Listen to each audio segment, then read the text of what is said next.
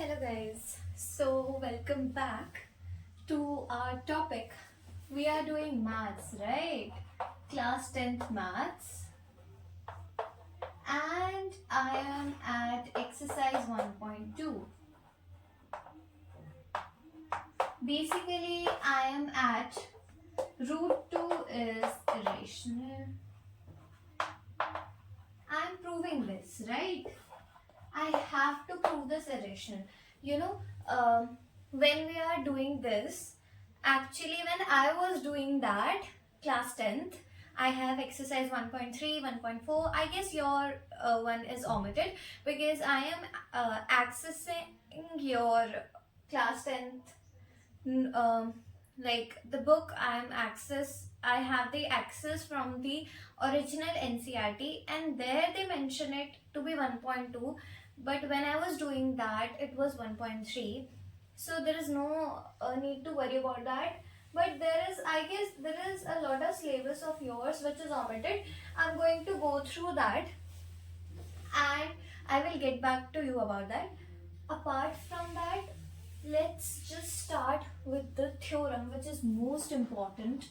Actually, the understanding of the theorem is most important because अगर आप ये नहीं समझोगे तो आपको और इससे जो इम्पोर्टेंट थ्योरम्स होती है, जैसे कि हालांकि ये बहुत इम्पोर्टेंट थ्योरम है, लेकिन आपको आगे आने वाली जितने भी थ्योरम्स होंगी, जैसे कि रूट 5 इरेशनल हो गया, which comes in your exam most frequently, which come in your exam frequently, so that is you have to look for like root 5 is irrational, and there are a lot of questions which are most important, so वो इसी की understanding से based होंगे, right? So that is, it says root 2 is irrational. We have to prove it.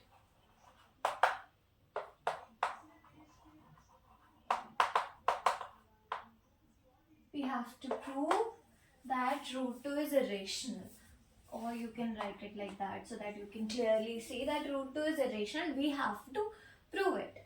Now, पता है, I already recorded this video, but just I deleted it. I made a blunder in that video also, but not going to discuss that. Just starting with this, I have to, for me, I have to tell you again that, but you are just learning for the very first time. So let me go through the very basic concepts again. What is irrational?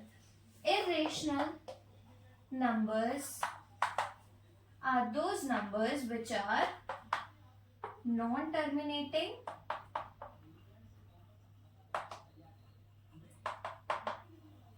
and non-repeating. That means होता क्या है ये non terminating non repeating? When we were studying, we have this exercise 1.4 related to non terminating and non repeating, but I guess your one is omitted, so I'm not going to discuss it, though I'm going to explain it to you that what is non terminating and non repeating in the easiest way that you can just get to know about it कि ये है क्या non terminating और non repeating. Now something which is non and repeating, ऐसी क्या चीज होती है जो नॉन रिपीटिंग हो, मतलब रिपीट नहीं कर रही हो? ऐसी चीज जो रिपीट नहीं कर रही हो, उन डिजिट्स को हम कहते हैं या उन नंबर्स को हम कहते हैं इरेशनल नंबर्स. मतलब समझ में नहीं आया? देखो, जैसे we have the number 1.333333 and so on. I am not going in depth, but just I am making you understand कि ये है क्या. आप लोगों ने पहले ही पढ़ लिया होगा आई गेस, ठीक है? अगर नहीं पढ़ा है, I make a separate video about that also, but just look at it right now कि 1.3333 the value is repeating and to infinity, right? So ये 3333 पॉइंट के बाद वाली वैल्यूज में कैसा पैटर्न आ रहा है कि 3333 is continuously repeating. We can write it like 1.3 बार. Something which repeated, we put the bar over there. So that is the repeating one. Now I again write, pay attention. Okay, चल रही हूँ मैं.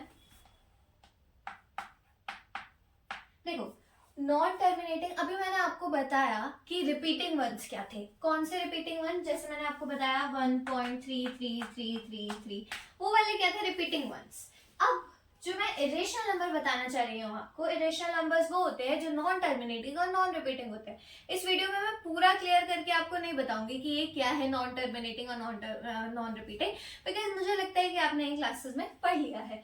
तो मैं आपको जस्ट बेसिक कंसेप्ट क्लियर कर रही हूँ कि नॉन टर्मिनेटिंग और नॉन रिपीटिंग ऐसे होते हैं जो नॉन रिपीटिंग हो। नॉन रिपीटिंग मतलब उनमें कुछ पैटर्न नहीं है, जैसे 1.3333 में वो पैटर्न था 33 रिपीट होने का, ठीक है। 35 वाले में 3535 रिपीट हो रहा था, राइट। बट यहाँ कुछ रिपीट नहीं होता है, पॉइंट के बाद एवरी वैल्यू इज डिफरेंट, ठीक है। अब मेरे से कोई बोलेगा यहाँ भी 1 आ गया, यहाँ भी 1 आ गया, बट पैटर्न क्या है?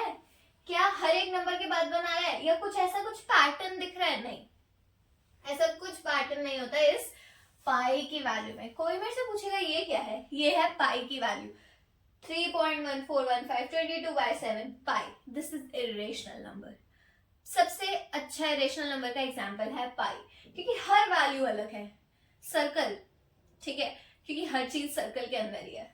Okay, not going to that, the point is that कि हर एक वैल्यू अलग है। नंबर्स वही है 1 2 3 4 5 6 7 8 9, ठीक है, और 0, बट वैल्यूज अलग अलग है। ऐसा क्यों हो रहा है? ठीक है, अब बात ये है उनके लिए हमने अलग ही वर्ल्ड है, और वो अलग वर्ल्ड है इरेशनल नंबर्स का। इरेशनल नंबर्स वो नंबर्स होते हैं जिनके पीछे जो बैक वाली वैल्यूज है, पॉइंट वाली वैल्यूज है, वो रिपीट नहीं करती, उनका कोई पैटर्न नहीं होता। अगर वो पैटर्न में है तो वो इरेशनल है, रेशनल, ठीक है। अगर वो पैटर्न में है तो वो रेशनल है, और अगर वो पैटर्न में नहीं है तो वो इरेशनल है, ठीक है। अब 3.1415 जैसे ये है ना, ऐसे ही हमारा √2 भी होता है, √3 भी होता है, √5 भी होता है। अब अगर आप कुछ पैटर्न नोट करो यहाँ, तो यहाँ ना मोस्टली 90% यहाँ पर ना √p होता है। p is the prime number. Mostly under root में अगर कोई प्राइम नंबर आ रहा है, mostly, I am saying mostly, not all the time, mostly अगर कोई प्राइम नंबर आ रहा है, so that is said to be as irrational number. जब आप इसकी वैल्यू खोलते हो, मतलब 2 की पावर हाफ को अगर आप खोलते हो, तो आपको मिलता क्या है? 1.14 ऐसे करके कुछ वैल्यू मिलती है, ठीक है। तो ऐसे ही जो आगे वैल्यूज जो चलती रहती है ना, 1.4 के बाद जितनी भी वैल्यूज होती है जो चलती रहती है, वो रिपीट नहीं करती, उनका कोई सेम पैटर्न नहीं होता, इसलिए वो इरेशनल है। अगर कुछ पैटर्न हो जाता तो वो इरेशनल नहीं होते, वो रेशनल हो जाते। अब इरेशनल में और भी बहुत सारे नंबर्स आते हैं, I am not going over there, क्योंकि बहुत वास्ट टॉपिक है इरेशनल नंबर्स, ठीक है। अच्छा, तो बेसिक कंसेप्ट यहाँ तक क्लियर हो गया। इसके बाद आपको देखना है √2 इज इरेशनल, लेकिन उसके लिए रेशनल की एक और डेफिनेशन होती है। रेशनल की डेफिनेशन क्या है? Something which is p/q, where q is not equals to 0. This is what is rational call. और जो रेशनल नहीं है, not rational, is equals to irrational. ये इरेशनल की दूसरी डेफिनेशन है। Are you able to get it? ठीक है, इसका एक और एग्जांपल बताती हूँ। ओके, है उनको हम कहते हैं दे आर इरेशनल नंबर्स।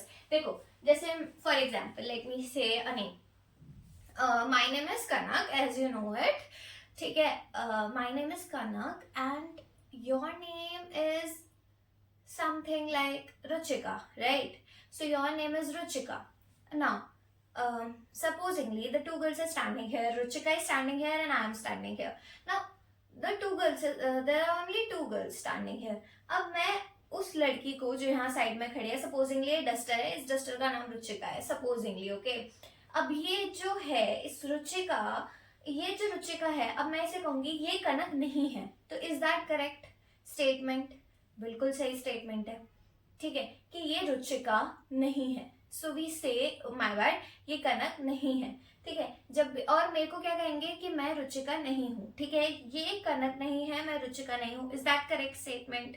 बिल्कुल करेक्ट स्टेटमेंट है, because my name is Kanak and her name is Ruchika, so of course the statement is correct. तो कहने का मतलब क्या है कि जब भी हम इस थ्योरम को प्रूव करते हैं ना, root 2 is irrational, root 5 is irrational, anything which is related to irrational theorem, we prove it through contradicted statement. What is contradictory statement? Let's see, contradictory क्या होता है? contradict का मतलब होता है हम लोग इसे ना कॉन्ट्राडिक्शन से प्रूव करते हैं. अब ये कॉन्ट्राडिक्शन क्या है? कॉन्ट्राडिक्शन का मतलब ये होता है कि हम ना लेकर चलते हैं वो चीज गलत है. सपोजिंगली कि मैं इस इरेशनल वाले केस में कॉन्ट्राडिक्शन से प्रूव करूंगी, तो कॉन्ट्राडिक्शन से प्रूव करने का मतलब है मैं इसे उल्टा लेकर चलूंगी. मुझे रूट 2 को इरेशनल प्रूव करना है, ठीक है, तो मैं उल्टा क्या ले सकती हूँ कि मैं रूट 2 को रेशनल लेकर चलती हूँ. तो पहला स्टेप ही जब मैं कॉन्ट्राडिक्शन से लेकर चलती हूँ, कॉन्ट्राडिक्शन का मतलब है उल्टा लेकर चलना. तो मेरे को दिया हुआ है क्वेश्चन में इरेशनल, तो मैं कैसे लेकर चलूंगी? रेशनल लेकर चलूंगी. So first we assume that we prove it through contradiction, right? First we assume that root 2 is rational. और ये चीज भी मैं आपको बता दूं कि जब मेरे को कहना होता है, मैंने अभी ये क्यों बताया कि ये रुचिका है और मैं कनक हूं, और ये कनक नहीं है, मैं रुचिका नहीं हूं. मैंने ये वाला एग्जाम्पल क्यों दिया? So much confusing, right? मैंने ये एग्जाम्पल इसलिए दिया कि मेरे कहने का मतलब ये था कि जब मेरे को कहना होता है ना कि मैं रुचिका नहीं हूं, तो मेरे कहने का मतलब है दो ही जने खड़े हुए हैं, तो अगर मैं रुचिका नहीं हूं तो ऑफकोर्स मैं कनक ही होंगी. Of course very much basic thing कि अगर मान लो रुचिका को छोड़ दो, डस्टर ही ले लेते हैं, अगर मैं इसको कहूँ ये ह्यूमन बीइंग नहीं है, तो ऑफकोर्स ह्यूमन बीइंग ये नहीं होगा, मैं ही होंगी ना. Of course this is very basic कि अगर मैं इसको कह दूं कि ये लिविंग थिंग नहीं है, this is not living, this duster is not living, तो ऑफकोर्स क्या हो गया? ये नॉन लिविंग थिंग हो गई. तो मैं इसको कैसे प्रूफ करूंगी कि पहले तो मैं इसको लेकर चलती हूँ कॉन्ट्राडिक्शन से. कॉन्ट्राडिक्शन मतलब पहले मैं चलती हूँ उसको लेकर चलती हूँ कि ये रेशनल है, फिर मैं एट द एंड जाके प्रूफ कर देती हूँ कि जो मैंने अपनी स्टेटमेंट कही थी स्टार्टिंग में कि ये रेशनल है, ऐसा सच नहीं है. मैं अपनी बात को कॉन्ट्राडिक्ट करती, मतलब जो मैंने अज्यूम किया था वो कॉन्ट्राडिक्शन था, मतलब वो चीज गलत थी. रूट 2 इरेशनल है. इस तरीके से मैं इसको लेकर चलती हूँ. मतलब कहने का मतलब क्या है? मैं चलती हूँ इसे रेशनल लेके एंड में मैं इसे इरेशनल प्रूफ कर देती हूँ. कैसे? देखो, सबसे पहले मैंने क्या किया? अज्यूम करा रूट 2 को रेशनल. अब रेशनल कैसे नंबर्स होते हैं? रेशनल ऐसे नंबर्स होते हैं जिन्हें मैं p बाई क्यू के फॉर्म में लिख सकती हूँ. So root 2 can be written as p by q where q is not equals to 0. You have to write this कि q 0 नहीं होना चाहिए. और मैं आपको ये भी बता रही थी कि ये जो q है ये 0 क्यों नहीं हो सकता, क्योंकि जैसे मान लो 1/0 है तो ये हो जाता है इनफाइनाइट. ठीक है, 0/0 is not defined, nd means not defined, 1/0 is infinity and 0/1 is 0. तो ऊपर तो 0 हो सकता है, नीचे 0 नहीं होना चाहिए, क्योंकि अगर नीचे 0 हो गया तो वो टर्म इनफाइनाइट हो जाएगी और मेरे को इनफाइनाइट टर्म कुछ लेनी नहीं है. मैंने ऑलरेडी प्रूफ किया हुआ है कि कोई चीज इनफाइनाइट क्या है और कोई चीज एक नंबर क्या है, कोई चीज नेगेटिव क्या हो सकती है. मैंने आपको ऑलरेडी प्रूफ करके दिखा दिया है. आई जस्ट वॉन्टेड टू से कि मैं कोई चीज बहुत बड़ी इनफाइनाइट नहीं ले सकती, क्योंकि मुझे अभी कोई चीज प्रूफ करनी है तो मैं छोटे छोटे चीजों पे अपनी टर्म्स एंड कंडीशंस लगाऊंगी. ठीक है, इनफाइनाइट मैं नहीं ले सकती, इसलिए हम लोग यहाँ पर p बाई क्यू को q नॉन जीरो होना चाहिए, मतलब 0 नहीं होना चाहिए, ऐसा एज्यूम करके चलते हैं. ठीक है, okay. So we assume at root two be rational. So p by Q where q is not equals to 0, right? Now this is what we understand कि ये मैंने रेशनल की ही डेफिनेशन लिख दी कि root 2 is equals to p by Q where q is not equals to 0. This is what we have write. Now अब हम क्या करेंगे कि now let us write. आप अपनी ना बुक की डेफिनेशन से भी लिख सकते हो. You can just understand from here and then you can just copy your book language. That is, I guess, easier for you to interpret after making you understand कि ये चीज है क्या. आप लोगों को बाद में समझ में आने लग जाएगा. You will able to understand कि ये है क्या. ठीक है, अब देखो, book की language is much easier. I guess my one, I'm just making you understand here, क्योंकि हो सकता है कि मैं जो लिखूं, देखो मैं जो लिख रही हूँ वो बिल्कुल सही है, करेक्ट है, बट हो सकता है कि किसी किसी की जो टीचर्स होते हैं ना उनको बुक की लैंग्वेज ज्यादा पसंद होती है, तो प्रेफर करना कि बुक की लैंग्वेज से लिखो, बाकी यस से भी लिख सकते हो, कोई टीचर मार्क्स नहीं कट कर सकता। Okay, now let what you are getting, let √2 is equals to r over s, and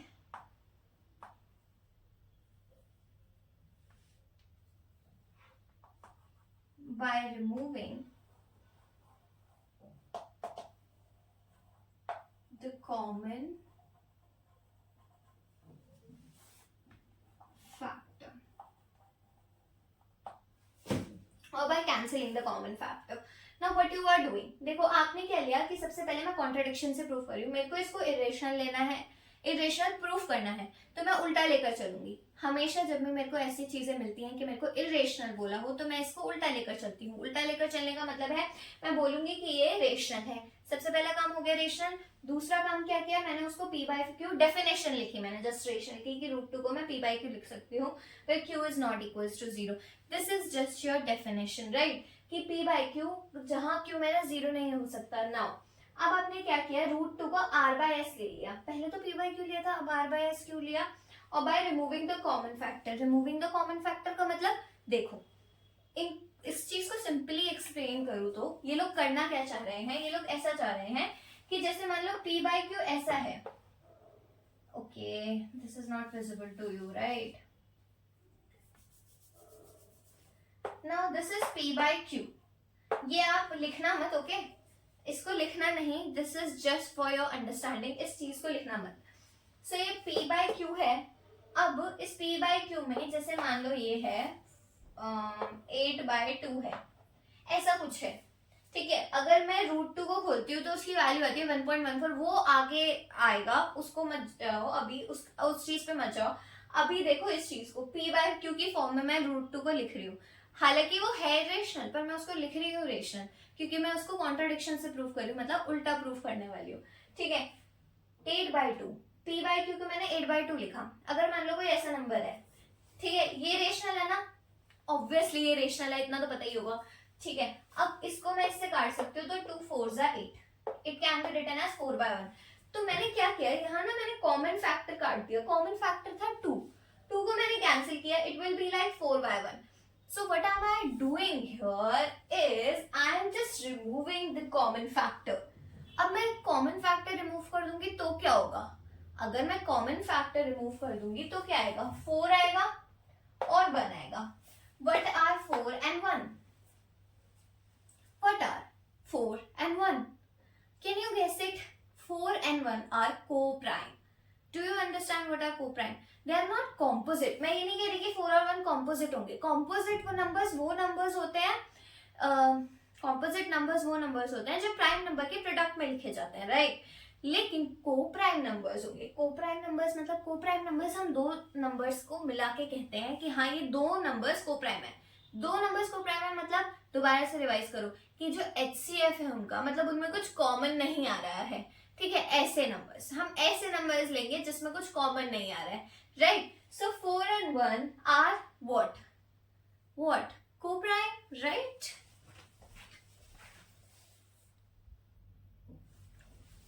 ठीक है, अब कोई मेरे से ये कहेगा कि 4 और 1 में 1 तो कॉमन आ ही रहा है ना, लेकिन मैंने आपसे क्या बोला, 4 को-प्राइम नंबर्स वो नंबर्स होते हैं जिनका HCF जो है वो 1 के अलावा और कुछ नहीं आए। तो क्या 4 और 1 में 1 के अलावा कुछ कॉमन फैक्टर आउट हो रहा है, नहीं हो रहा, सिर्फ 4 है और 1 है, सिर्फ कॉमन एक ही चीज आ सकती है, वो आ सकती है 1।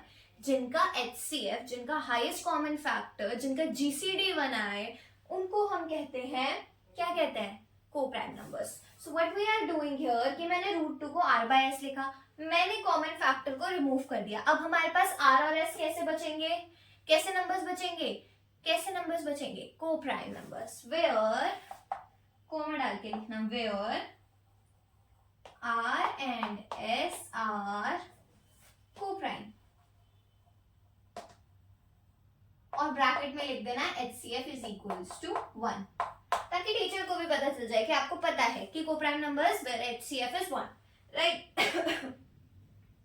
मैंने क्या किया था, p बाई क्यू के फॉर्म में लिया था। p बाई क्यू में मैंने कॉमन फैक्टर आउट कर दिया, तो वो किस फॉर्म में आ गया, r बाय एस की फॉर्म में। मान लो ये r बाय एस आ गया, इस तरीके का। ये मैं अज्यूम करके चल रही हूँ चीजें, ठीक है। समझ पा रहे हो, विजुअलाइज कर पा रहे हो ना। क्योंकि क्या होता है कि ना, जैसे लाइक आपके टीचर्स क्या करते हैं, they just right the theorem and just don't make you understand कि हो क्या रहा है।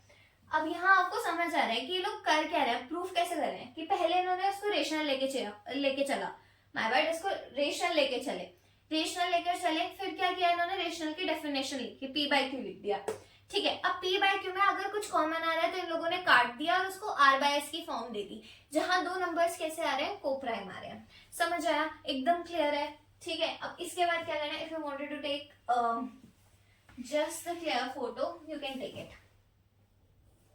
Okay, I hope you can you have already take the screenshot. Now moving further, हमने r और s को कोप्राइम ले लिया, करेक्ट, ठीक है। अब मैं इस r और s को ना, थोड़ा अजीब सा लग रहा है r और s, और आपकी बुक में a और b दे रखा है, तो इसको a और b ले लेते हैं। let root 2 is equals to a by b, यहाँ लिख देना where a and b are coprime.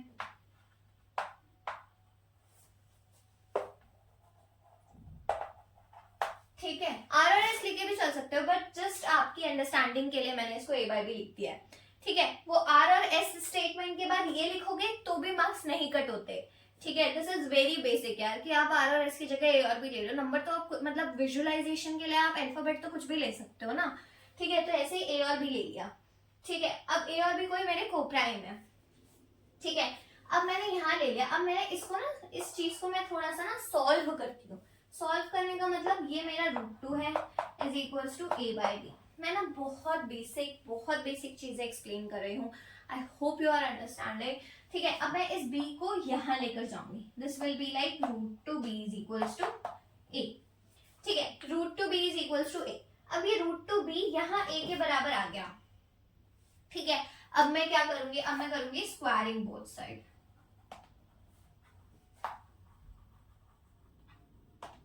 अब मैं करूंगी squaring both side. Squaring both side का मतलब यहाँ भी स्क्वायर और यहाँ भी स्क्वायर, ठीक है। ये टिक का साइन मत लगाया ना अपनी नोटबुक में, ठीक है। हाँ, तो ये जरूर लिखना squaring both side. Now what you are going to do, इसको इरेज कर रही हूँ मैं, ओके।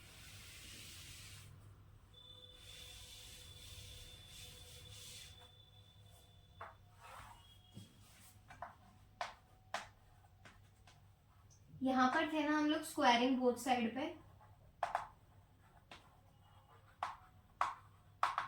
अब क्या करना है आपको, अब आप करोगे इधर भी स्क्वायर और इधर भी स्क्वायर, मतलब रूट 2 का जब मैं स्क्वायर करती हूँ तो वो आता है 2b स्क्वायर और इधर a स्क्वायर। देखो सिंपल से बताती हूँ आपको, जब रूट 2 का हम स्क्वायर करते हैं ना तो वो खुलता है 2 में। अब मेरे से कोई पूछेगा कि रूट 2 का स्क्वायर 2 में क्यों खुलता है, रूट 2 का मतलब ये होता है कि पावर हाफ हो गई। पावर हाफ मतलब ये रूट 2, अगर मैं रूट 2 को लिखूं खोल के तो ये हो जाएगा 2 की पावर हाफ, करेक्ट। अब अगर मान लो मैं इसी रूट 2 का स्क्वायर करूं तो मतलब क्या हो गया, 2 की पावर हाफ का स्क्वायर। और जब पावर ऐसे ब्रैकेट में होती है ना तो मल्टीप्लाई हो जाती है, तो ये 2 इंटू 1/2 क्या होगा, 2 से 2 कैंसिल, करेक्ट। दिख रहा है, नहीं दिख रहा, बहुत छोटा लिख दिया मैंने। अच्छा, तो इसको रूट 2 के स्क्वायर को लिख के दिखा देती हूँ। 2 की पावर 2/2 लिख सकती हूँ, 2/2 मतलब 2 की पावर 1, और किसी की भी पावर 1 मतलब वही नंबर, ठीक है। मतलब उसको एक ही बार मल्टीप्लाई किया मतलब 2 ही रहेगा, तो रूट 2 की वैल्यू क्या आ गई, 2, करेक्ट। इसलिए आता है रूट 2 की पावर, रूट 2 का स्क्वायर 2 इसलिए ही आता है क्योंकि रूट का मतलब होता है पावर हाफ, रूट का मतलब पावर हाफ हो जाती है, कोई पूछे तो, ठीक है। This is just for understanding, you have to know about this, क्योंकि आगे चल के ये चीज आपको पता होनी चाहिए जब आप अगर आगे चल के मैथ्स लेते हो एज अ सब्जेक्ट तो, ठीक है। अब यहां तक हम लोग आ गए, ये 2 रूट 2 का स्क्वायर किया तो 2, b का स्क्वायर किया तो b स्क्वायर। जब हमारा ऐसा होता है ना नंबर, तो ये दोनों प्रोडक्ट में है, जब प्रोडक्ट में होता है तो a प्लस बी का होल स्क्वायर तो लगेगा नहीं। अगर ये ऐसा हो तो a प्लस बी का होल स्क्वायर खुल सकता है, a square plus b square, ठीक है, प्लस 2ab। पर यहाँ तो मल्टीप्लाई में है, तो इसका मतलब इसका भी स्क्वायर होगा ना, इसका भी स्क्वायर होगा, इसका स्क्वायर होगा तो 2 आएगा, इसका स्क्वायर होगा तो b स्क्वायर आएगा, तो ये हो गया 2b स्क्वायर, ये यहाँ लिखा हुआ है, ठीक है। अब 2b square equals to a square लिख दिया। अब क्या किया, अब अगर आप देख पा रहे हो तो इसको मैं ऐसे लिख सकती हूँ, b square is equals to a square by 2। इस 2 को नीचे ले गई, कुछ नहीं किया, इस 2 को नीचे ले गई। अब मेरे को ये दिख रहा है कि a स्क्वायर 2 से डिविजिबल है। इसका मतलब क्या है, if now a square is divisible bye, लिखना पड़ेगा आपको, a square is divisible by 2, that means a is also divisible by 2, divisible by 2. Don't pay attention to my handwriting.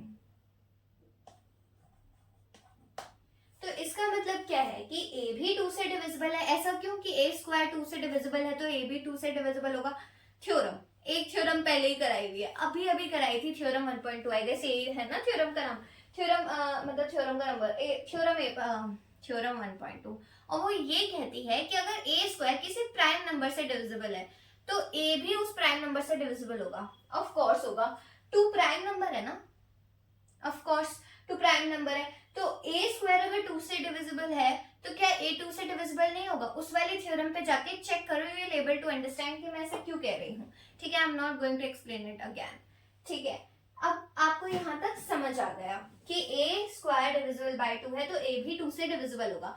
अब जब कोई चीज 2 से डिविजिबल होती है ना तो हम उसे मल्टीपल में लिख सकते हैं। जैसे फॉर एग्जाम्पल बता रही हूँ, जैसे मान लो 8 है, वो 2 से डिविजिबल है ना, 8 2 से डिविजिबल है ना, नॉर्मल नंबर ले रही हूँ मैं, किसी का स्क्वायर नहीं ले रही। हालांकि चलो 16 ले लेते हैं, ठीक है, 4 का स्क्वायर, 16 2 से डिविजिबल है, तो क्या 4 2 से डिविजिबल होगा? हाँ बिल्कुल होगा। चलो ये बात एक्सप्लेन कर दी मैंने यहीं पे। अब मैं क्या इस 4 को 2 इंटू समथिंग नंबर नहीं लिख सकती? यहाँ क्या आएगा, 2 इंटू 2 लिख सकती हूँ ना। कहने का मतलब है कि मैं इस नंबर को, मतलब इस a को 2 का मल्टीपल लिख सकती हूँ। भाई जो चीज जिससे डिविजिबल है वो उसी का तो मल्टीपल होगा। अगर मान लो 6 3 से डिविजिबल है तो 3 2 जाए तो 6 होता है, मतलब वो नंबर उससे अगर डिविजिबल है, अगर वो नंबर उससे डिविजिबल हो रहा है, वो उससे डिवाइड हो रहा है, तो कहीं ना कहीं वो उसका मल्टीपल होता है, ठीक है। तो कहने का मतलब ये है कि a को मैं कैसे लिख सकती हूँ, 2c। मैंने लेट कर लिया कि मेरा जो a है यहाँ, ओ सॉरी लेट पहले आएगा ना, लेट कर लेना a इक्वल्स टू 2c। क्यों भाई, क्यों लिया मैंने 2 इंटू c? क्योंकि मुझे नहीं पता कि वो c क्या नंबर होगा। जैसे मान लो 6 है, 6 अगर 2 से डिविजिबल है तो 6 को मैं 2 इंटू 3 लिख सकती हूँ ना, पर मेरे को तो यहाँ नंबर ही नहीं पता, तो मैंने इसको 2 इंटू कुछ नंबर ले लिया। इस 3 को मैंने, या कोई भी जो नंबर रहा होगा उसको मैंने c ले लिया, ठीक है। मतलब वो अगर 2 से डिविजिबल है तो मैं उसको 2c लिख सकती हूँ, मतलब उसका मल्टीपल लिख सकती हूँ, ठीक है। यहाँ तक समझ आया। अब a इक्वल्स टू 2c मैंने लिख दिया। अब मैं क्या करूंगी, अब इस इक्वेशन को मैं नाम दे देती हूँ इक्वेशन नंबर 1, ठीक है। यहां करो आप स्क्वायरिंग बोथ साइड अगेन, दोबारा से स्क्वायर कर दो, ठीक है। दोबारा से स्क्वायर करोगे तो क्या होगा, a square is equals to 2 का स्क्वायर 4, c का स्क्वायर c स्क्वायर, ठीक है। अब a square equals to 4c square आ गया।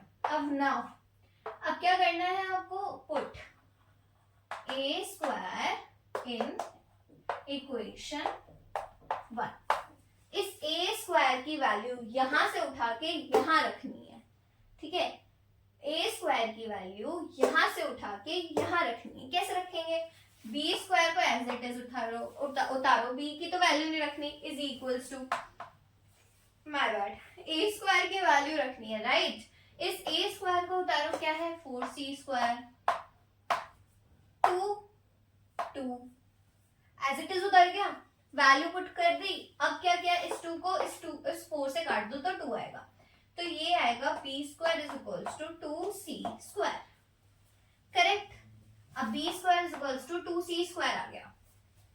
कहने का मतलब क्या, आप देखना b स्क्वायर को मैंने 2 से डिवाइड कर दिया is equals to c square. मतलब ये देखो, अब इसका ना स्क्रीनशॉट ले लो,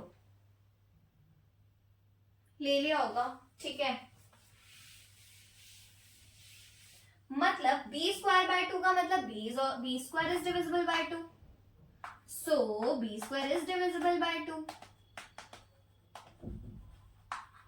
इसका मतलब ये है कि मेरा बी स्क्वायर 2 से डिवाइड हो रहा है, इसका मतलब so b is also divisible by 2।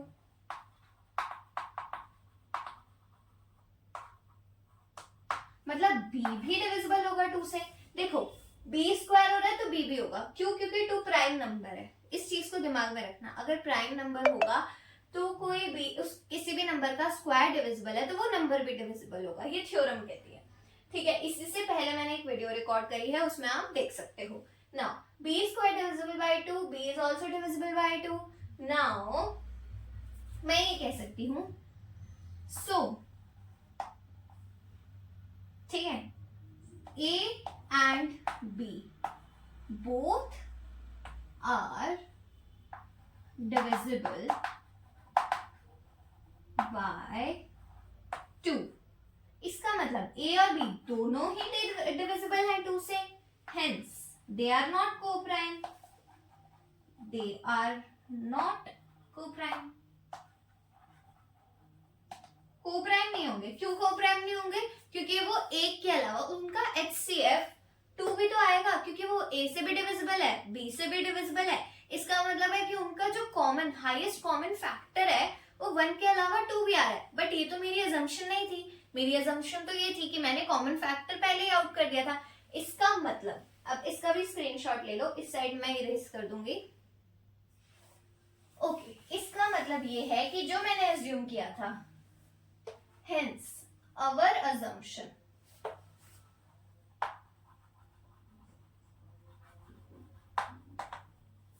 is incorrect।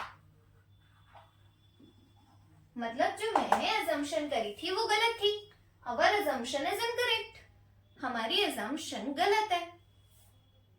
तो क्या हो गया? hence √2 क्या हो गया? irrational। तो मेरे को √2 क्या मिल गया? इरेशनल। समझ आया? बहुत बहुत बहुत इजी है, अगर समझने जाओगे ना तो बहुत इजी है। ऐसे ही √2 है, ऐसे ही √3, ऐसे ही √5 है। देखो समझाती हूँ थोड़ा सा, है ना, कैसे है कि देखो, स्क्रीनशॉट ले लो इसका, ठीक है। अब देखो थोड़ा सा ना रिविजन करा देती हूँ कि मैंने किया क्या। मैंने क्या किया, मैंने √2 को इरेशनल प्रूफ करना था, करेक्ट? √2 को इरेशनल प्रूफ करना था। सबसे पहले मैंने क्या किया, उल्टा अज्यूम किया, कॉन्ट्रडिक्शन से कर रहे हैं ना। अज्यूम क्या किया मैंने कि √2 क्या है? रेशनल है। पहले तो मैंने उल्टा अज्यूम किया, फिर मैंने रेशनल की डेफिनेशन लिखी।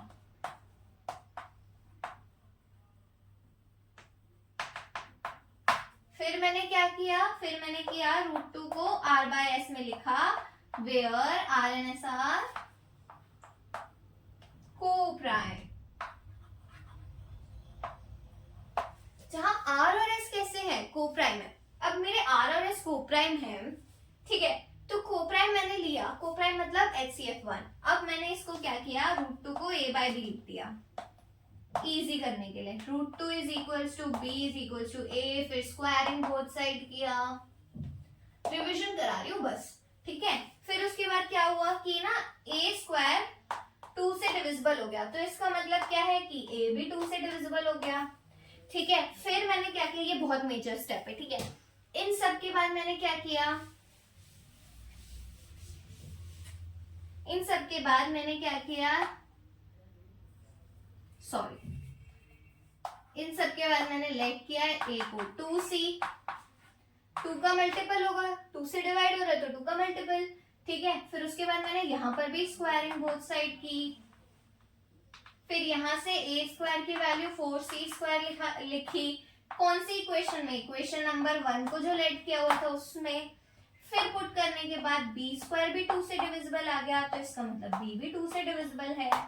इसका मतलब क्या है? इसका मतलब ये है कि दे आर नॉट कोप्राइम।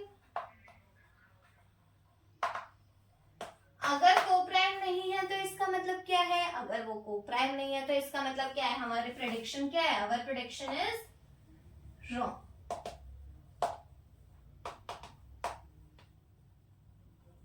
तो जो भी मैंने लेट किया था वो सब गलत था। इसका मतलब क्या है? रूट 2 इरेशनल है। करेक्ट? इतना इजी था। अब बस इसको अपनी लैंग्वेज में लिखना है और थोड़ा सा समझना है। ठीक है, अब अगर बात आ जाए रूट 3 की बात आ जाए या रूट 5 की बात आ जाए तो अलग क्या होता है? देखो बताती हूँ कि जब चलो रूट 3 लेकर चलते हैं। ठीक है, इसी में ही करा दूंगी। रूट 3 रिविजन टाइप में। ठीक है, रूट 3 को मेरे को क्या प्रूव करना है? इरेशनल। कैसे प्रूव करूंगी? कॉन्ट्रडिक्शन से। कॉन्ट्रडिक्शन से कैसे? ये कॉन्ट्रडिक्शन लिखना मत, चाहो तो लिख सकते हो बट एंड में लिखना, स्टार्टिंग में मत लिखना। ठीक है, अज्यूम करो। क्या अज्यूम? पहला स्टेप होता है अज्यूम करना। अज्यूम क्या करना है? रूट 3 को रेशनल की डेफिनेशन। सेकंड स्टेप रेशनल की definition. Root 3 is equals to p by q where q is not equals to 0. Correct? Third step, root 3 is equals to r by s where r and s are co-prime. Co-prime मतलब HCF, इनका क्या आएगा? 1 आएगा। यही चीज है, चाहो तो लिख सकते हो। ठीक है, r by s लिख दिया। ठीक है, नाउ लेट कर लिया मैंने। चौथा step, root 3 is equals to a by b where a and b are co-prime। देखो r और s वाले स्टेप में ना मैं एक स्टेप भूल गई बताना। r और s, जब ये भी थर्ड स्टेप था ना r और s वाला, उसमें ये चीज जरूर लिखना, you have cancel out the common factor, ताकि टीचर को दिमाग में रहे कि इस बच्चे को पता है कि आपने कैंसिल करा है, उसके बाद वो आर और एस बना है या ए और बी बना है। वो कोप्राइम कब बने हैं? जब हमने उन कॉमन फैक्टर को कैंसिल आउट किया है, वो तब वो हमारे कोप्राइम बने हैं। ऐसे नहीं बने, हमने उनको काटा है, कॉमन फैक्टर को पहले ही काट दिया। ठीक है, अब ये आ गया। ठीक है, उसके बाद फिफ्थ स्टेप क्या होगा? फिफ्थ स्टेप होगा root 3 b is equals to a। Sixth step क्या होगा? Squaring both side. अब वहां 2 आता है, यहाँ क्या आएगा? रूट 3 का स्क्वायर करोगे तो 3 आएगा। ठीक है, b का स्क्वायर करोगे तो b स्क्वायर, a का स्क्वायर करोगे तो a स्क्वायर। अब क्या करूंगी मैं? b square is equals to a square by 3 आ गया। ठीक है, यहां तक क्लियर? इसको इक्वेशन 1 दे देना नाम, क्योंकि इसी वाली इक्वेशन में हम वैल्यू पुट करेंगे। ठीक है, अब b square is equal to a square by 3 आ गया। इसको इरेज कर रही हूं। चलो, सिक्स्थ स्टेप था ना, seventh step. That means that is का साइन होता है। That is a and b, a, only a, अभी तो सिर्फ a के लिए आया ना। a is divisible by 3 as a square is divisible by 3। कैसे भी लिख लो यार, लैंग्वेज ही तो लिखी है मैंने, ऐसे लिख दिया a is divisible by 3 as a square is divisible by 3। आप ऐसे लिख सकते हो कि as a square is divisible by 3 a is also divisible by 3, ऐसे लिख सकते हो, कैसे भी लिख सकते हो। लैंग्वेज का खेल है, मैंने आगे पीछे करके लिख दिया, उससे कोई फर्क नहीं पड़ता। तो a डिविजिबल होगा 3 से, तो मैं क्या करूंगी? उसको उसके मल्टीपल में लिख दूंगी। 2c की जगह यहाँ 3c आ जाएगा। जो जिससे डिवाइड होता है वो उसी के मल्टीपल में लिखा जाता है। 3c पहले क्या लिखा था? 2c, क्योंकि वो रूट 2 था तो वो 2 में खुला था, 2 से डिवाइड हो रहा था तो इसलिए 2c लिखा गया था। यहाँ 3 से डिवाइड हो रहा है तो 3c लिखा जाएगा। करेक्ट? अब इस 3c को 9th स्टेप क्या करना है? Squaring both side.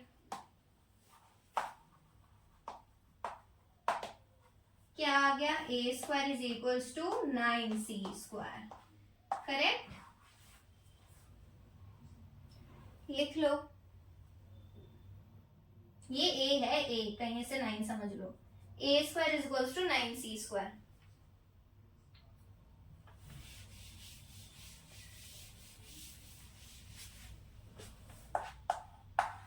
Now put a square is equals to 9c square in equation 1.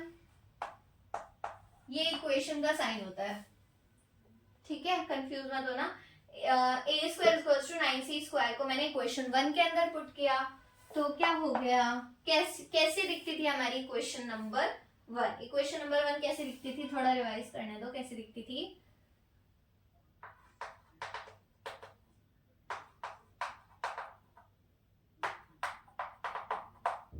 3b square is equals to a square। ये हमारी इक्वेशन 9 ऐसी दिखती थी, ठीक है। तो इक्वेशन 9 कह रही हूँ, इक्वेशन 1 हमारी ऐसी दिखती थी। अब मैंने इसकी जगह a स्क्वायर की जगह 9c स्क्वायर यहाँ पुट कर दिया, तो ये हो गया 3b square is equals to 9c square.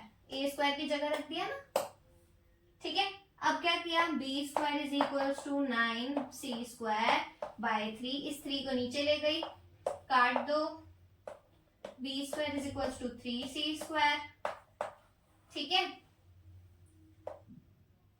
अब इस बी स्क्वायर के नीचे 3 ले आओ।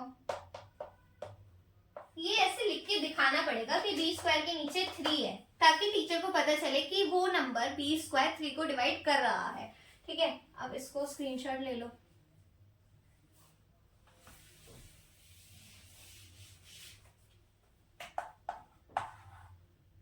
अब so b square is divisible by 3, सो b is also divisible by 3।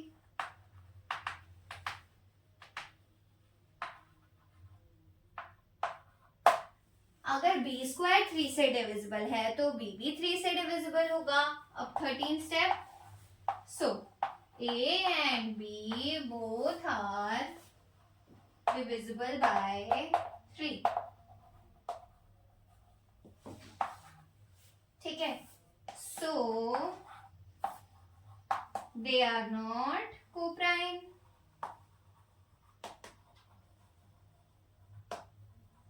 ठीक है, लिख लिया।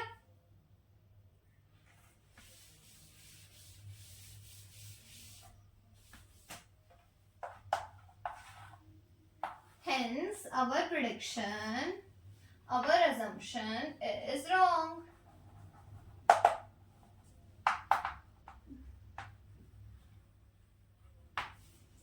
हमारी जो assumption थी वो गलत है, hence √3 is irrational। प्रूफ कर दिया ना, बस क्या था, वहां 2 से डिविजिबल हो रहा था, यहाँ 3 से डिविजिबल हो रहा है, वही थ्योरम का यूज हुआ। 5 में √5 इरेशनल प्रूफ करने में क्या यूज होता है, 5, ठीक है।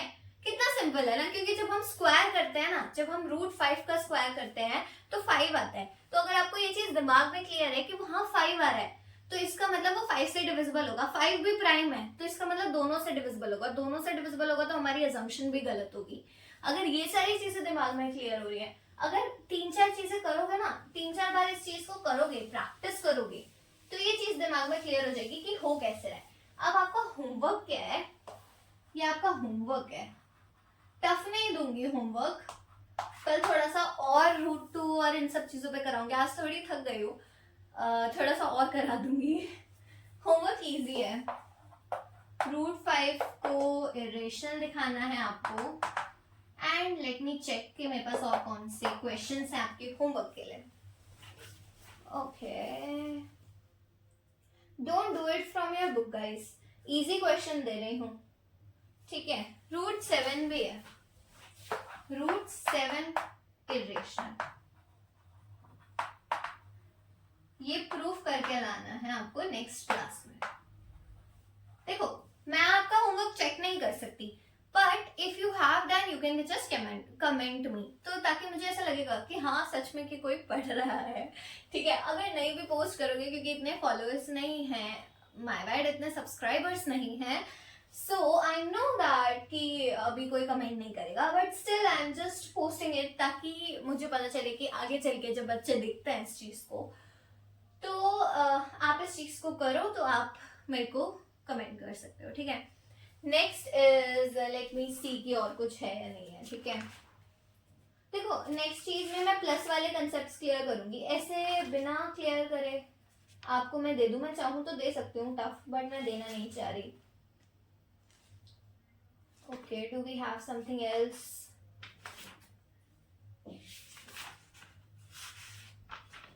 पता है इसमें ना बहुत सारे एक्स्ट्रा कंसेप्ट भी हैं, आई विल मेक श्योर कि आपको वो एक्स्ट्रा कंसेप्ट आते हो, ठीक है। I will post that extra questions, extra concepts, मैं इनको ना एंड में डालूंगी, इनकी वीडियोस। ये एक्स्ट्रा कंसेप्ट वो नहीं है कि 10th के सिलेबस से एक्स्ट्रा है, नहीं, ये वो है जो आपके आर.डी. शर्मा में दिए हुए होते हैं और आपके रिपीटेड क्वेश्चंस आते हैं। मैंने आर.डी. शर्मा पूरी नहीं पढ़ी थी, but still I do some questions जो मेरे टीचर ने मुझे बताए थे, और वो आर.डी. शर्मा से ही थे, so you can do that. और पता है that is the best thing कि आपको आर.डी. शर्मा का सबमिशन मिल रहा है ताकि आप प्रैक्टिस ज्यादा कर पाओ। पता है एंड में क्या होता है कि सिलेबस इतना ज्यादा होता है, सिलेबस खत्म करना है, फिर प्रैक्टिस भी करनी है, फिर प्रीवियस ईयर भी ट्राई करने हैं, तो इतना सब मत करो, जस्ट फॉलो द कंसेप्ट्स जो मैं करा रही हूँ, वो इनफ है। इससे ज्यादा मुझे नहीं लगता कि पेपर में कुछ आएगा, ठीक है। हालांकि मैं ऐसा कुछ क्लेम नहीं कर रही हूँ कि इतना ही आएगा, जो मैं करा दूंगी वही आएगा, ऐसा नहीं है। हो सकता है आ जाए, बट आएगा नहीं, जितना मुझे लगता है नहीं आएगा। ऑलरेडी आपका इतना सब कुछ ऑमिटेड कर दिया है इन लोगों ने, इतना सब ऑमिट कर दिया है, मुझे नहीं लगता कि कुछ इससे ज्यादा आएगा, ठीक है। But in the next class I will make sure कि इससे ज्यादा जो कंसेप्ट दिए हुए हैं उनको क्लियर करूंगी। और अगर इससे ज्यादा, ठीक है, लाइक 1.4 थ्योरम है या नहीं है आपकी बुक में, वो भी आप मुझे बताना। हालांकि मैं आपका सिलेबस चेक कर लूंगी इन 2-3